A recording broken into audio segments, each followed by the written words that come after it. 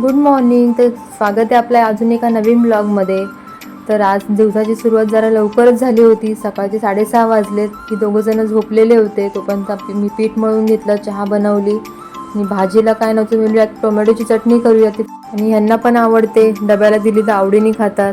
नंतर बघा हे व्हिडिओच्या नादामध्ये अशी करामती होत असतात. सगळं पीठच पडलं खाली. तर नंतर चपाती बनवून घेतली. आज थोडी लवकरच उठलेली कारण की जरा साफसफाई पण करायची, तर दिवाळी पण लवकरच येते. सकाळी उठायला लेट झाला की मग सगळ्याच कामाला लेट होतो. खूप घाई होते. मग ती पण उठते, मग तिचं पण सगळं आवरायचं असतं. तिचा वेगळा नाश्ता असतो. घरातलीच छोटी छोटी कामं चालू होती. नंतर मग ते रात्री लेट आले तर त्यांचा टिफिन वगैरे धुवून घेतला, नाही तर मी रात्रीच सगळं घासून वगैरे ठेवते. मग ते 4-4:30 वाजता आले सकाळी, त्याच्यामुळे काय घासायला जमले नाही. नंतर लादी वगैरे सगळी पुसून घेतली. लई दोघं उठायच्या आधी सगळी आपली कामं आवरलेली बरी. आंघोळीच्या आधी मला पण आंघोळ करायची होती, त्याच्या आधी मग लादी वगैरे पुसली. भाजी पण इथे छान रेडी झाली. तोपर्यंत मी इथे शेंगदाण्याचा कूट कधीतरी टाकते, नाही तर मग अशीच बनवली तरी छान लागते. नंतर मग त्याच्यामध्ये जो रात्रीचा भात होता तो फ्राय करून घेतला.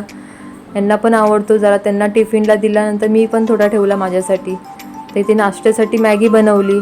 आणि ते चपाती वगैरे त्यांना आवडत नाही, कधीतरी खातात. इथे मी पण छान अशी फ्रेश झाली, अंघोळ वगैरे केली. नंतर आता 8 वाजायला आलेत. माझं सगळं काम झालेलं घरातलं, फक्त कपडे बाकी होते.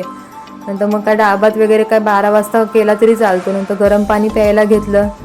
जरा गरम पाणी पिलं की जरा पोट पण नरम राहतं, छान वाटतं सकाळी सकाळी. तेवढ्यात बघा हे माझं पिटुकलं कसं उठलंय. नशिबात जरा हसत होती, ती पण जरा गरम पाणी पिते माझ्यासोबत, तिला पण सवय लागली. आणि ते छान अशी दिवाबत्ती केली, देवांना छान अशी फुलं वाहिली. खूप प्रसन्न वाटत होतं सकाळी. असं वाटत होतं की रोजच उठू, पण रात्रीची ही झोप मोड होते ना हिच्यामुळे सारखी, मग सकाळी उठायला जमत नाही. तर कसं वाटलं माझं सकाळचं रुटीन नक्की सांगा. भेटू एका छानशा पुढच्या ब्लॉगमध्ये. तोपर्यंत बाय, काळजी घ्या.